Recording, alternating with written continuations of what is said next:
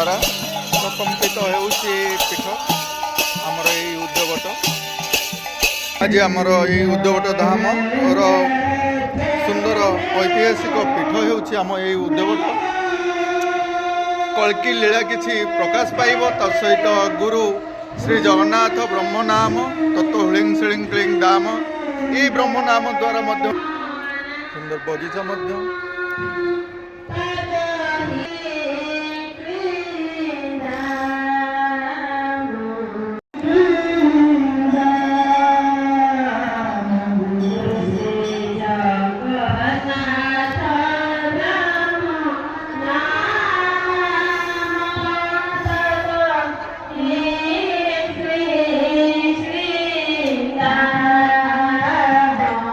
प्रचार प्रसार रोचे ब्रह्म नामर आश्रम प्रतिष्ठा दिवस यही दिन आम आश्रम जगन्नाथ कल्की तत्व आश्रम प्रतिष्ठा लाभ करथिला। प्रतिष्ठा दिवस को आम मैंने बहुत सुंदर भाव में पालन करी आसुछु।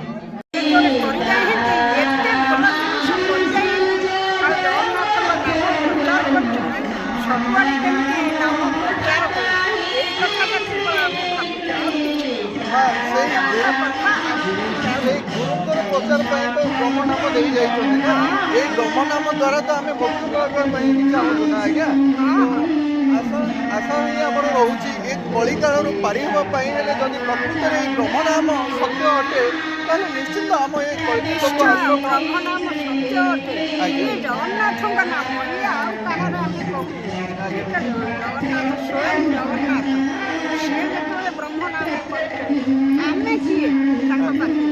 बहुत बहुत धन्यवाद निश्चित बहुत बहुत ये तत्व आश्रम मध्य अनेक किसी जिन रही जहाँ गुप्त रही आसी बोली किसी मत दियंती ये जो कार्यक्रम रोचे माघ सप्तमी ये हूँ आश्रम प्रतिष्ठा दिवस तत्सहित जो गुप्त विशेषत्व किसी रोचे दारु दर्शन जो उद्योगटर जो गुप्त पीठ बोली थिला ताहा धीरे धीरे लोकार्पण होगा लगुच एवं जनसमागम देखा मिलूँ तेणुक आम बुझुचे अच्युत बाणी जहाँ मालिकार किसी वर्णित अच्छी कलिर अंत होगापी समय निकटतर आमर प्रसाद व्यवस्था थाए समस्त श्रद्धालु भक्त मान द्वारा ये समस्त कार्यक्रम रही आसूँ आमर एवं समस्त सदस्य कमिटी में सदस्य माने उपस्थित रही कार्य बहन करुछन सुंदर भाव में साधु संत मानू नहीं एक क्षुद्र सम्मिलनी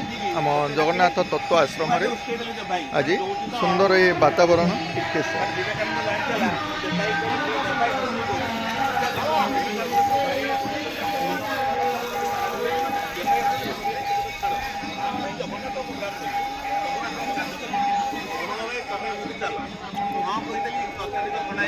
साधु सन्त मान आसी परिचालना कमिटी सदस्य उपस्थित अच्छा जहाँ सुंदर वातावरण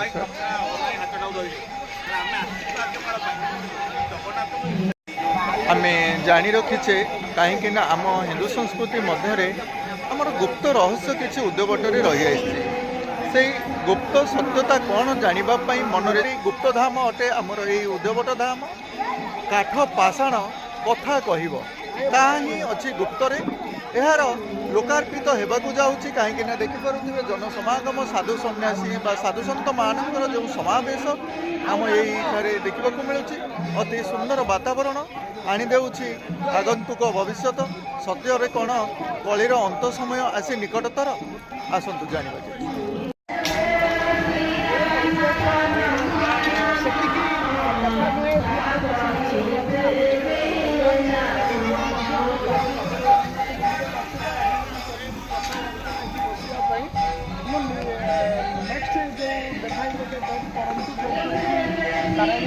सदस्य मैंने समस्त गोटे जगह जोड़ा जाऊ एक कथार आलोचना आम विशेष भाव में कथा हूँ जो प्रस्तावटी आम माने देखाई जो समय श्री जगन्नाथ प्रस्ताव बहु लोक कली मेटे ना तो जहाँ भी रहू आम ଏବଂ ଭଗବାନ ଯେତେ ଅବତୀର୍ଣ୍ଣ ହେଇଛନ୍ତି ସିଏ ମୋତେ ସେଇଆ କହିଛନ୍ତି। ଭଗବାନ ତ ସୃଷ୍ଟି ତ ରଚନା କରିଛନ୍ତି ନା ଆଜ୍ଞା। ନାଇଁ ନାଇଁ ଭଗବାନ ଯେ ସିଏ ଆମେ ଯେଉଁ ଅବତାର କହୁଛୁ ରାମ କୃଷ୍ଣ ଯେ ଅବତାର ସେମାନେ ଆସନ୍ତି କାହିଁକି ନା କଳିଟା ସବୁବେଳେ ଅଛି। ଆଜ୍ଞା ସିଏ ପ୍ରଭାବ ତା ପ୍ରଭାବ ବଳରେ ଲୋକମାନେ ବିଚଳିତ ହେଇଯିବେ। ତେଣୁ ସେଇଥିପାଇଁ ସେ କଳି ଯୁଗରେ ଯେମିତି ସତ୍ୟ ପ୍ରକାଶ ହେବ, ଯେମିତି କୃଷ୍ଣ କହିଲେ ଅର୍ଜୁନକୁ ଆଜ୍ଞା ଆରେ ଇଏ ତମର ମୋର ବହୁତ ଜନ୍ମ ଅତିବାଦ ହେଇଛି, କିନ୍ତୁ ମୋର ମନେ ଅଛି ତମର ମନେ ନାହିଁ। ଅନ୍ତ ହେଉଛି ଜୀବନ ଶେଷ ମୁହୂର୍ତ୍ତରେ ଆମେ ପଇସାର ଭିତରେ ତକିଆତ ଅଛି, ପୁଣି ରାତି ପାଇଗଲା ତାକୁ ଖୋଜୁଛୁ। ଜୀବନର ଅନ୍ତିମ ଏବଂ ଆରମ୍ଭ ସେମିତି ଜନ୍ମର ଜୀବନ ଏବଂ ଶେଷ ସେଥିପାଇଁ ନାମ କୁହାଗଲା। ଜୀବନ ଶେଷରେ କ'ଣ କରିବ? ନାମ କରିବ। ଟଙ୍କା ପଇସା କଥା କହିଲେ ହେବନି, ନାମ କଲେ ପୁଣି ଆରମ୍ଭ ହେବ ନାମରୁ। ଶେଷରେ ନାମ, ଆରମ୍ଭରେ ଆରମ୍ଭରେ ନାମ, ଶେଷରେ ଟଙ୍କା ଖର୍ଚ୍ଚା ତଳେ ପୁଣି ଆରମ୍ଭ ହେଲା ଖର୍ଚ୍ଚା ତଳେ। ଏଇ ଦୁଇଟି ଏ ମଣିଷ ବୁଝୁନି କାହିଁକି? ସବୁ ତ ଜାଣୁଛି, ବୁଝୁନି କାହିଁକି ଆଜ୍ଞା? ସେଇଥିପାଇଁ କୃଷ୍ଣ କହିଲେ ଗୀତାରେ ମୋର ମାୟା ଶକ୍ତି କେହି ବୁଝିପାରିବେନି, ମୁଁ ତ ବୁଝିନି। ଆଉ ଭାଗବତ କହିଲେ ମୋ ମାୟା ମୋତେ ଅଗୋଚର କାହିଁ ଜାଣିବ ନରଛାର। ଅତୀତକୁ ଫେରିଲେ ଏଇଠାରେ ମାନେ ଜଗନ୍ନାଥ ମନ୍ଦିରଟିଏ ନଥିଲା ଆଜ୍ଞା, ଲକ୍ଷ୍ୟ କରିପାରୁଥିବେ। ଏ କ୍ଷେତ୍ରରେ ମଧ୍ୟ ଏଠି ଜଗନ୍ନାଥଙ୍କର ସୁନ୍ଦର ମନ୍ଦିରଟିଏ ଗଢ଼ି ଉଠିଛି। এই କଥା ମଧ୍ୟ ଆମର ଉଦୟ ସ୍କନ୍ଧରେ ମଧ୍ୟ ଲେଖିଛନ୍ତି ରାଜୀବ ଲୋଚନ। ତତ୍ସହିତ ତତ୍ତ୍ୱ ଆଶ୍ରମ ଆମେ ଆଜି ବନ୍ଧୁଙ୍କ ସହିତ ଆସନ୍ତୁ ଟିକେ ତତ୍ତ୍ୱ ଆଶ୍ରମ ବିଷୟରେ ଆମେ କେବଳ ଟିକେ ତଥ୍ୟ ରଖିବେ, କାହିଁକି ଆମେ ମାଘ ସପ୍ତମୀର ଆଜିର ଦିନଟିକୁ ଆମେ ଉତ୍ସବ ମୁଖର ଭାବରେ ପାଳନ କରି ଆସୁଛୁ, ଏ ବିଷୟ ଟିକେ କହିବେ। ରାଜୀବ ଲୋଚନ ଦାସଙ୍କ ପୀଠ ଗୋଟେ ସନ୍ନ୍ୟାସର ପୀଠ। ସନ୍ନ୍ୟାସର ପୀଠରେ ଯେଉଁ ଆଲୋଚନା ହୁଏ ସନ୍ନ୍ୟାସର ଆଲୋଚନା ହୁଏ, କିନ୍ତୁ ଜଗନ୍ନାଥଟା ହେଉଛି ଗୋଟେ ରାଜସିକ ପୀଠ। ଯେହେତୁ ତାଙ୍କର ଯେଉଁ 36 ପଉଟି ଅନ୍ନ ଅଛି ସେ ରାଜସିକ ଖାଦ୍ୟ। ସନ୍ନ୍ୟାସୀଙ୍କ ମାନଙ୍କର 36 ପଉଟି ଖାଦ୍ୟ ନାହିଁ, ତାଙ୍କର ପିତା ଆହାର, ଖେଚେଡ଼ି, ବନେ ଭକିବ କନ୍ଦମୂଳ, ପିନ୍ଧିବ ବୃକ୍ଷର ବକଳ, ଯାହା ଯେଉଁଠି ମିଳିଲା ଅବଶିଷ୍ଟ ଦୀକ୍ଷାରେ ସେମାନେ ଚାଲନ୍ତି। ତେଣୁ ସିଏ ହେଉଛି ରାଜସିକ, ଇଏ ହେଉଛି ସାର୍ଥିକ। এই সার্থিক রাজসিকর তত্ত্বটা বাহাউছি তত্ত্ব আশ্রম আমার এই কলকি তত্ত্ব কলকি তত্ত্বরে। আচ্ছা রাজসিক গোটাଏ গছর ফল আউ সার্থিক গোটা গছর ফল, তেমন এই দুই ফলর তত্ত্বটা হচ্ছে তত্ত্ব আশ্রম। তেমন সেই যে তত্ত্ব আশ্রম কথা কହୁଛ সে অতি সূক্ষ্ম জিনিস।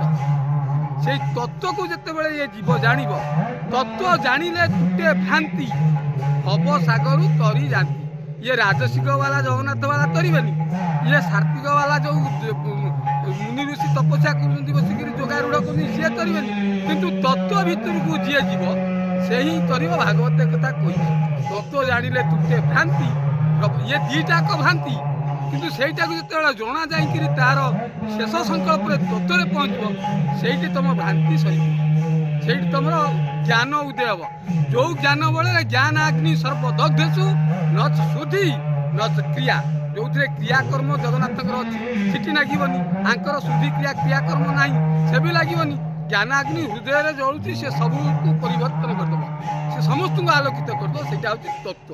तो से तत्व आश्रम को आम आसला आमको लगुच कि कलिर अंत जो कहते कलिर अंत होगा जाऊँगी ये तत्व ज्ञान द्वारा। साधु मान मतर अच्छी ब्रह्म नाम जो जप होगी, ये ब्रह्म नाम शुणिले आमर साधु संत मैंने तो मोक्ष पाइबे, जे शुणिबे से भी मोक्ष प्राप्त हेबे। जमती हरिनाम आमर रही हिंदू संस्कृति मध्य यहीपरि ब्रह्म नाम को विषय वस्तु रखा जाऊँ। ब्रह्म नाम जोटा कहला नाम गीता कहती ज्ञान अभ्यास ज्ञान ध्यान विशिष्यते ध्यान कर्म फल त्याग आपंकर नामटा हूँ चतुर्थ क्लास माने प्रथम पर्याय। या ठारू ध्यान बड़, ता ठारू ज्ञान बड़, ता ठारू ही ज्ञान अभ्यास ध्यान निष्काम जो जिते आप जीव से तत्व को जीव। तेणु ये नाम कौन कर प्रश्न उठू खाली बाड़े ତାମାନେ ଆମେ କେବଳ ନାମଟିଏ ମୁଖସ୍ଥ କରିଛେ ବା ମୁହଁରେ ରଖିଛେ କହିଲେ ଚଳେ। ନାମଟା ଅଭ୍ୟାସ ଯୋଗରେ ଯାଉଛି। ତାଠାରୁ ଜ୍ଞାନଟା ଶ୍ରେଷ୍ଠ, ଜ୍ଞାନଠାରୁ ଧ୍ୟାନଟା ଶ୍ରେଷ୍ଠ, ଧ୍ୟାନଠାରୁ କର୍ମ ଫଳ ତ୍ୟାଗ ତା ଗଛନ୍ତି ଅନନ୍ତର। ମୁଁ ଯାହାକୁ ଅର୍ଜୁନ କହିଲା ତୁ ଯେତେବେଳେ ନିଷ୍କାମକୁ ଯିବୁ ସେତେବେଳେ ଯାଇକି ତତ୍ତ୍ୱ ବୁଝିବୁ ନା। ଆଉ ସେ କ'ଣ ଏତେ ଜିନିଷ ଅଛି ଏଇ ଅଭ୍ୟାସ ଯୋଗରେ ଘଣ୍ଟ ଗିନି ବାଡ଼େଇ ଖାଇ ଦେଇକି ନାମ କରିଦେଇକି ସେତେ ପାଇଯିବୁ ପିଲା ତା ହେଇଥିବ। ତାପରେ ଅଛି ପର୍ଯ୍ୟାୟ। ତେଣୁ ସେ କ୍ଲାସ୍କୁ ଯିବାକୁ ପଡ଼ିବ, ସେ ତତ୍ତ୍ୱକୁ ଯିବାକୁ ପଡ଼ିବ, ସେଇଟାକୁ ଜାଣିବାକୁ ପଡ଼ିବ। এই জগন্নাথ সংস্কৃতিরে তো আমি সেই জগন্নাথ তত্ত্ব আশ্রম বলি কহি রখু। জগন্নাথ শব্দটা কোষর অর্থ হচ্ছে জগতর নাথ। জগতটা হচ্ছে জড়, জড়রে যে প্রভু অছি সি হচ্ছেন জগন্নাথ। তেমন আপনার যে কাঠে কই দেউছেন জগন্নাথ অছি, ভীম ভাই তাকে কাটিদেলে কা কাষ্ঠ পিতুলা ইঠি থই দেইছি। ভাগবতরে ভীম ভাই কইলে যে মূর্তি সিনা সেই জীব আত্মা নাই কাহু যাচি দেব বর। বিষ্ণু নটকুট মায়াକୁ ନ ଜାଣି ଅଜ୍ଞାନରେ ବୁଢ଼ ଅର୍ଣ୍ଣର ଇରେ କାଠରେ କ'ଣ ଅଛି ତମେ ତାକୁ ଡାକୁଛ, ସେ କ'ଣ ତମକୁ ଦେବ? କିଛି ନାହିଁ। তো কাষ্ঠ পাষাণ কথা কহিব কথা কইছি ভাগবত কই দেইছি, ভাগবত কই দেইছি কাষ্ঠ পাষাণ তরু তৃণে বসই শরীর প্রমাণ। ব্রহ্ম শক্তি সেটা হচ্ছে ব্রহ্মর যে জ্ঞান, সে সবু জীবজগত সবুঠি গচ্ছিত হইকি রহিଛନ୍ତି। শুষ্ক কাঠরে অনেক জীব অଛନ୍ତି, ଆମ ମୁଣ୍ଡରେ ଉଙ୍କୁଣି ଅଛନ୍ତି, ଯେମିତି ଶୁଷ୍କ କାଠରେ ଅନେକ ଜୀବ ଅଛନ୍ତି। ସବୁଆଡ଼େ ଜୀବଜଗତ ଅଛି। ଆମ ଆଖିକି କେତେ ଦୁଷୁଛନ୍ତି ଆଉ ଆଖିକି ବି କେତେ ଦୁଷୁନାହାନ୍ତି, ଅଦୃଶ୍ୟ ଭାବେ ରହିଛନ୍ତି। ସେଇଥିପାଇଁ କହିଛି 56 କୋଟି ଜୀବଜନ୍ତୁ ସର୍ବଘଟେ ଏକତ୍ୱ ଲୀଳା ନିମନ୍ତେ ନାନାକାର ଭଣ ଦିନ ଅତୀତ କହିଦେଲେ ସବୁଆଡ଼େ ଜୀବଜଗତ ଭିତରେ 56 କୋଟି ଜୀବଜଗତରେ ବ୍ରହ୍ମ ରହିଛି, ସବୁଆଡ଼େ ପୂର୍ଣ୍ଣ। ତେଣୁ ସେଇଥିପାଇଁ ଭାଗବତରେ ସେଇଟା ଲେଖି। ଆଉ ଗୋଟେ ଜାଗାରେ କହିଛି କାଷ୍ଠ ପିତୁଳା ନାରୀ ରୂପେ ଥୋଇବ ଯତିଙ୍କ ସମୀପେ, ଯତିଏ ତାର ମୁଖ ଚାହିଁ ଚରଣ ଅଗ୍ର ଯେବେ ଛୁଇଁ ମନ ମନ୍ଥଇଁ ତାହାଙ୍କର ଏଣୁ ମନ ମନ୍ଥ ସୁଖକର। ଯେତେବେଳେ କହିଦେଇଛି ସେ ତ ନିଷ୍କାମ ଗତିରେ କହିଦେଇଛି ଜଗନ୍ନାଥ ଇଏ ଯେଉଁମାନେ ସବୁ ଯତି ସେ ନାରୀଙ୍କ ରୂପକୁ ଦେଖିବେନି, ସେ ମୂର୍ତ୍ତି ହେଉ କି ଦେବୀ ହେଉ କି ପ୍ରତିମା ହେଉ। ତେଣୁ ସେଗୁଡ଼ାକ ଦେଖିବାର ପ୍ରଶ୍ନ ଉଠୁନି। ଯଦି ଦେଖିବେ ରାତିରେ ଶୋଇଲେ ତାଙ୍କ ବୀର୍ଯ୍ୟ ସ୍ଖଳିତ ହେବ, ତାଙ୍କର ଯତି ପଡ଼ ଧିକ ହେଇଯିବ। ଏହା ତ ଆମ ସାଂଘାତିକ କଥା। ନାଇଁ ଜ୍ଞାନର ତତ୍ତ୍ୱ ଯଦି ସମସ୍ତଙ୍କ ମଧ୍ୟରେ ଆସେ, ସମସ୍ତେ ହିଂସା କ୍ରୋଧ ଲୋଭ ମୋହ ଅହଙ୍କାର କାମ ଏସବୁଥିରୁ ବର୍ତ୍ତି ଯିବେ। ଆଜ୍ଞା କଥାଟି ହେଉଛି ତା ନୁହଁ, କଥାଟି ହେଉଛି ଷଡ଼ ରିପୁ। ଇଏ ମଣିଷ କହୁଛି ମୋର ଶତ୍ରୁ ହେଉଛନ୍ତି ମଣିଷ ଅମୁକ ଢମକ ଏଇଟା, କିନ୍ତୁ ଷଡ଼ ରିପୁ ହେଉଛନ୍ତି ଏ ଶରୀରର ଶତ୍ରୁ। ଷଡ଼ ରିପୁ କିଏ ସେ ନା ଏଇ କଥାଟାକୁ କହିଥିଲା ପ୍ରହ୍ଲାଦ କାହାକୁ? ହିରଣାକ୍ଷକୁ କହିଥିଲେ ଷଡ଼ ରିପୁ କାମ ଆଦି ହୃଦୟ ଅଛନ୍ତି ମନଭେଦି, ମନକୁ କରି ସେନାପତି ଆତ୍ମା ସମ୍ପଦ ଲୁଟୁଛନ୍ତି। ଏହାକୁ ଦେହେ ନ ନିବାରି ମୁଁ ବୀର ବୋଲି କର୍ମ କରି। ତେଣୁ ଇଏ ଶରୀରରେ 6ଟା ଶତ୍ରୁ ଅଛନ୍ତି। ଯେଉଁ 6ଟା ଶତ୍ରୁକୁ ଇଏ ଶରୀରରେ ତମେ ଯେତେବେଳେ ଦମନ କରିବ ତାହେଲେ ତମେ ହବ ନିଷ୍କାମୀ, ତମେ ହବ ଜିତାପଟର ଲୋକ। ଦେବହୂତିକି କପିଳ କହିଛି ଯେ ଏ ଯେଉଁ ମନ ଏ ଯେଉଁ ଇନ୍ଦ୍ରିୟ, ଏ ଇନ୍ଦ୍ରିୟ ଗୁଡ଼ାକୁ ଯିଏ ଜିଣିବ ସେଇ ହବ ଶ୍ରେଷ୍ଠ ମଣିଷ। 10 ଇନ୍ଦ୍ରିୟ ଅନାମକ ତାକୁ ଜିଣତା ନାହିଁ ଲୋକ, ତାକୁ ଜିଣତା ଯେବା ଜନ ସେ ଯୋଗ୍ୟ। ଏ 3 ଗୁଣ କହୁଛି ହେ ମା, ଏ ଯେଉଁ 10ଟା ଇନ୍ଦ୍ରିୟ ଏ ଶରୀର ଧରିକି ଆସିଛି ତାକୁ ଯିଏ ଜିଣିବ ସିଏ 3 ପୁରର ରଜା ହବ।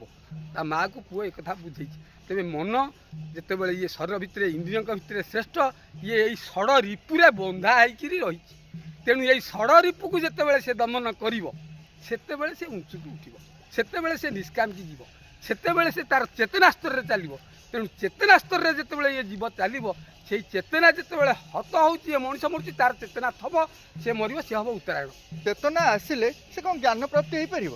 ନିଶ୍ଚୟ ଜ୍ଞାନ ଚେତନାଟା ଯେତେବେଳେ ଆସିବ ଅଟୋମେଟିକ୍ ସେ ଜ୍ଞାନାଗ୍ନିରେ ଜଳୁଛି। ହଁ, ସେଠିକି ଆଉ ଅନ୍ୟ କେହି ପ୍ରବେଶ କରିପାରିବେ ନାହିଁ। ଆଜ୍ଞା ତେଣୁ ଆସିବ ବୋଲି ମାନେ କ'ଣ, ସେ ତ ଜଳୁଛି ସେଇଥିରେ। ତ ମନୁଷ୍ୟ ସୂର୍ଯ୍ୟଟା ଯେମିତି ଆପଣଙ୍କର ଜ୍ୱଳନ ଶକ୍ତି ଦ୍ୱାରା ସମସ୍ତଙ୍କୁ ଆଲୋକିତ କରୁଛି, ତେଣୁ ସିଏ ସେତେବେଳେ ଜ୍ଞାନଟା ଯେତେବେଳେ ହୃଦଚକ୍ରରେ ବିଚ୍ଛୁରିତ ହେବ ସେତେବେଳେ ତ ଅଟୋମେଟିକ୍ ଜ୍ଞାନାଗ୍ନି ଆଉ ସବୁ ଜାଳିଦେବ। ଆଉ ଯେମିତି ସୂର୍ଯ୍ୟ ଆଲୋକ ଦେଖୁଛି ସେତେବେଳେ ଆଲୋକ ଦେଖିବ, ସେଟା ଆଉ କହିବାର। ହଉ ଆଜ୍ଞା, ବହୁତ ବହୁତ ଧନ୍ୟବାଦ।